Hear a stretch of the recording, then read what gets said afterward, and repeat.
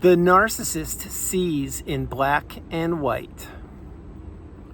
Think about that for a minute. Everyone, if you like the content, please like, subscribe, and share. So, you're understanding that the narcissist sees and treats people in either a good light or in a negative light. The narcissist looks for the new opportunities, and they look for the new shiny objects, the new supply sources. And you were one of those people, as was I.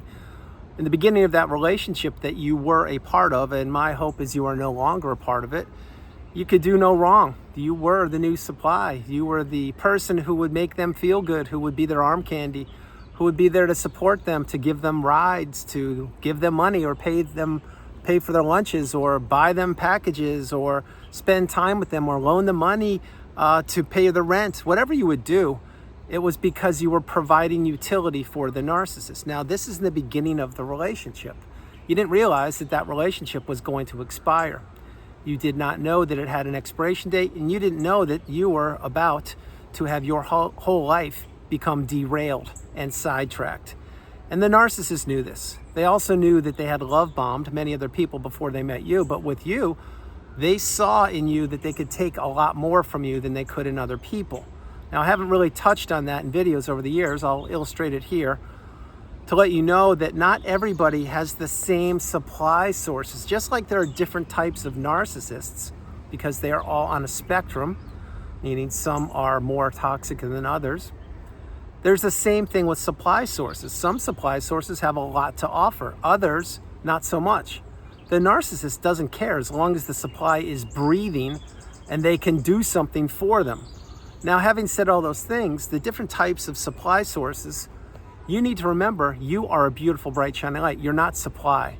But this is not how the narcissist saw you. They looked at you as a supply source. In the beginning of that relationship, they did love bomb you, I can assure you. And they glommed onto you, and they assimilated themselves with you, and they made themselves appear to have the same hobbies as you, like the same music as you, wear similar clothes or different similar brands, and like to go vacation in the same spots and all these things. And it was almost too good to be true, because it was too good to be true. Now, you didn't know that back then. You heard an old adage probably when you were younger saying things like that. Well, be careful. If it's too good to be true, it just may be. It may not be what you're looking for. What did you do? You did the same thing I did. You turned a blind eye.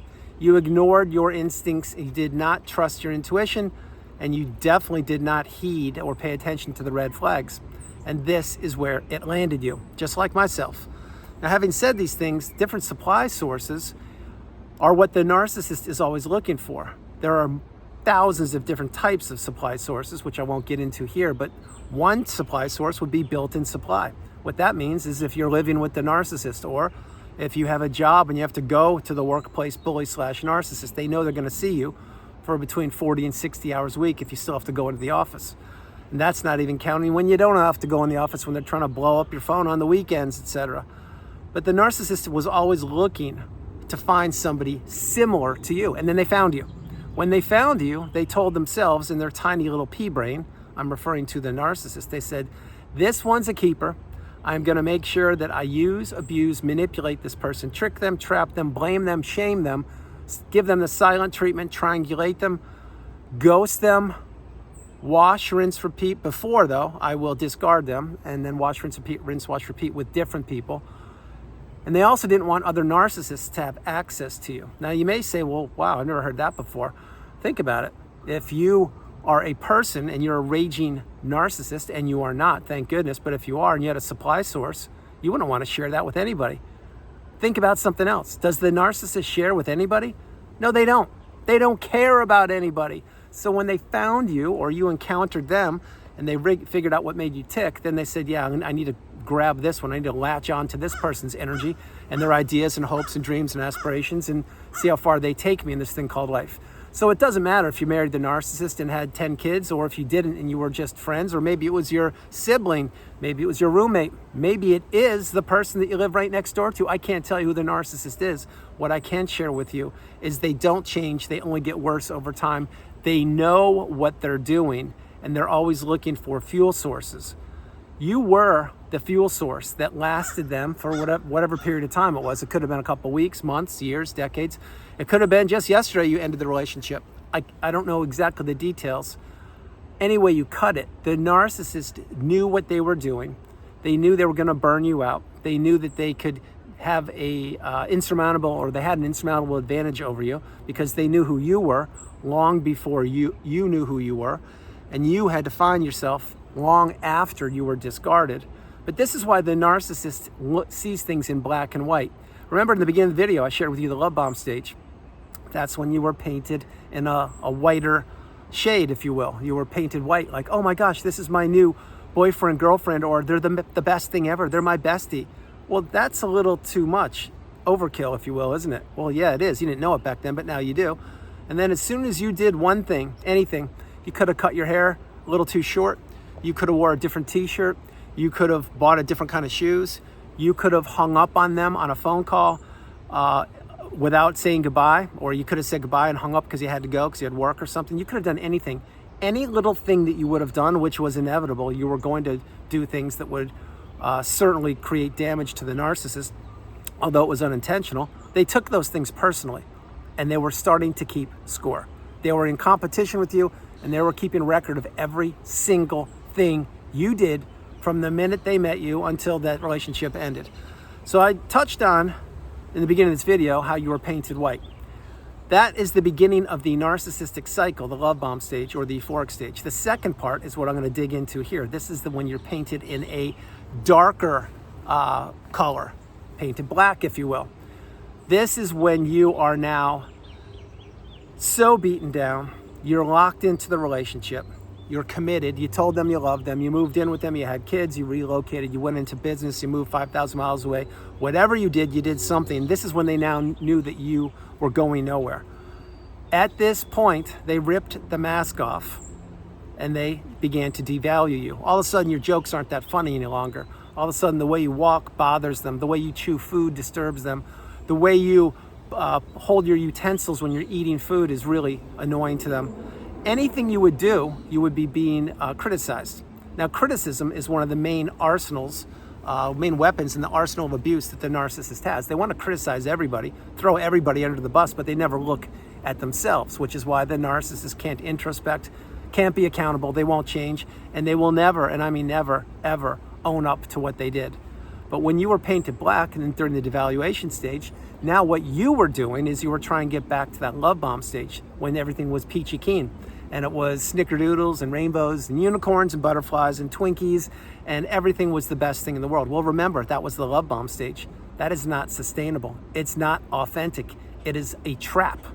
So once that went away because you were being you and the narcissist was getting a little too comfortable with you, pushing and pushing and pushing you, then now you're painted black. There's no gray area with the narcissist. They can't kind of see it your way a little bit and then their way. They see it their way. And when they don't see it their way, they see it their way. And when they still can't see it their way, they won't see it your way. They will see it any way they want to see it, but it will never be your way. And it will be their way or another person's way. Which is why each and every narcissistic relationship has an expiration date. They all fall apart. They're all built on a foundation of quicksand. They're all going to collapse over time. And the narcissist knows this, which is why they try to jettison from one relationship to the next, or monkey branch, or jump on one lily pad to the next lily pad. And they're always trying to change, because change is what the narcissist needs, just like they need supply. But they don't have a gray area. So when you were in the relationship and you were trying to have an intelligent conversation with them, they couldn't do it because, number one, they don't know how to have an intelligent conversation. And number two, they wanted to keep you spinning your wheels because it was their fuel. I think you're getting this. You were supply back then. You didn't realize it. So all your words were going in one ear of the narcissist and out the other. And maybe they were smirking, maybe they were staring, maybe they were laughing, maybe they were grimacing, but they weren't listening to your words. What they were doing is they were getting information to weaponize against you later that night or later at a later date, but they were never, and I mean never, going to do what you wanted them to do. Flip it. You had to do what they wanted you to do. And that's why no good deed goes unpunished when you're in these toxic relationships from hell, because the narcissist doesn't ever want anybody to improve or to do better than they do. And that goes for their own kids, their stepkids, their spouses, their siblings, their parents, their neighbors, their besties, and on and on and on. The narcissist believes they are the best thing on the planet since sliced bread. The truth of the matter is the narcissist is the biggest parasite on the planet known to humankind. Now you may say, well, no, there are bigger parasites. Well, maybe there are, but the narcissist is the parasite that you need to stay away from, which is why I create videos every day. And it's why you have to go no contact, block that person, delete them, remove them and all flying monkeys and people associated with them, and realize that you can see black, you can see white, you can see shades of gray, you can see all the colors that are out there. The narcissist only sees two different colors. You're good or you're not good. You're on their side or you're against them. And this is the most important part of the whole video. The narcissist, every single person they ever encounter or ever talk with or ever communicate with, eventually the narcissist will think that that person was out to get them. Think about what I'm mentioning to you.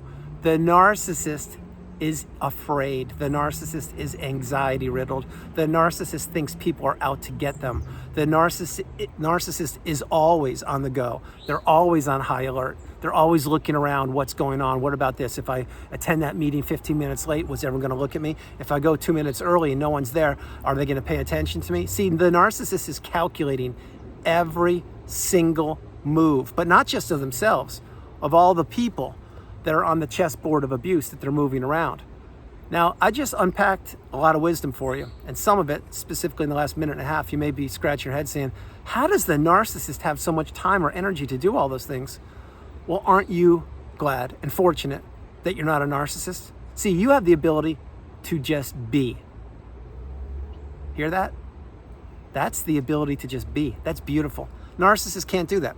They need disruption. They need music playing in the background, 2 TVs going on, the blender mixing up something that they're trying to cook in the kitchen, and they don't know how to cook because they're watching some kind of video, and then they're on the phone with one of their siblings screaming because they didn't send the money that they're supposed to send. And it's confusion, chaos, it's a house of horrors, and it will never change when you're with the narcissist. Things don't ever improve. If you think things improve, you need to watch this video again and again and again. Why do you think you're watching narcissistic abusive videos? Why do you think you're getting the wisdom? Why do you think you are looking for the answers to the questions you have? And why do you think you will have questions that you don't even know about yet?